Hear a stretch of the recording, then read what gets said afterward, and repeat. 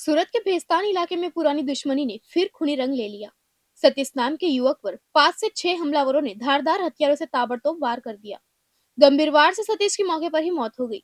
वारदात के बाद सभी आरोपी फरार हो गए। डायमंड सिटी सूरत में एक बार फिर हत्या की सनसनीखेज वारदात से हड़कंप मच गया। भेस्तान थाना क्षेत्र में देर शाम सतीश नाम के युवक पर धारदार हथियारों से हमला किया गया। बताया जा रहा है कि हमलावरों ने अचानक सतीश को घेर लिया और उस पर ताबड़तोड़ वार कर दिए। हमले में सतीश गंभीर रूप से घायल होकर जमीन पर गिर पड़ा और मौके पर ही उसकी मौत हो गई। वारदात के बाद हमलावर मौके से फरार हो गए। प्राथमिक जानकारी में हत्या के पीछे पुरानी व्यक्तिगत दुश्मनी की बात भी सामने आ रही है। बताया जा रहा है कि 5 से 6 लोग धारदार हथियारों के साथ पहुंचे थे, जिन्होंने सतीश पर हमला किया। अब पुलिस इस बात की जांच कर रही है कि आखिर पुरानी दुश्मनी की वजह क्या थी, विवाद कब से चल रहा था और इस हमले की साजिश किसने रची थी। घटना की जानकारी मिलते ही भेस्तान पुलिस का काफिला मौके पर पहुंचा। पुलिस ने घटनास्थल की जांच शुरू की और जरूरी कार्रवाई के बाद मृतक के शव को पोस्टमार्टम के लिए स्मीमेर अस्पताल भेजा गया। मामले की गंभीरता को देखते हुए स्थानीय पुलिस के साथ क्राइम ब्रांच की टीमों को भी जाँच में लगाया गया है। पुलिस अब आरोपियों की पहचान और गिरफ्तारी के लिए अलग अलग दिशा में जाँच कर रही है। अब पुलिस के सामने सबसे बड़ा सवाल है, सतीश की हत्या के पीछे असली वजह क्या थी, हमलावर कौन थे और 5 से 6 लोगों का यह पूरा समूह वारदात के बाद आखिर कहां फरार हुआ। पुलिस मृतक और आरोपियों के आपराधिक कनेक्शन समेत अलग अलग पहलुओं को भी जांच कर रही है। सूरत के भेस्तान में पुरानी दुश्मनी का खूनी अंजाम, एक युवक की जान चली गई और हमलावर फरार है। अब पुलिस की जाँच आगे बढ़ रही है और नजर इस बात पर है कि सतीश हत्याकांड में शामिल आरोपियों तक पुलिस कब तक पहुंचती है।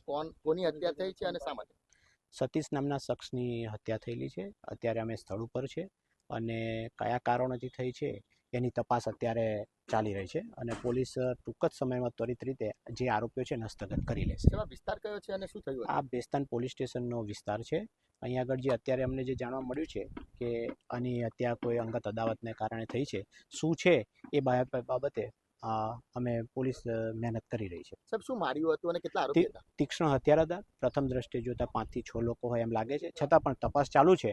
જે કંઈ હશે એ તમને તરત જ અમે જાણ કરશું। કોઈ ગેંગ સાથે સંકળાયેલો હતો હત્યાના આરોપમાં? ના, હજુ સુધી અમને તપાસ કરી રહ્યા છે કે કોઈ સાથે સંકળાયેલો હતો કે નહીં। તપાસ હજુ ચાલુ છે।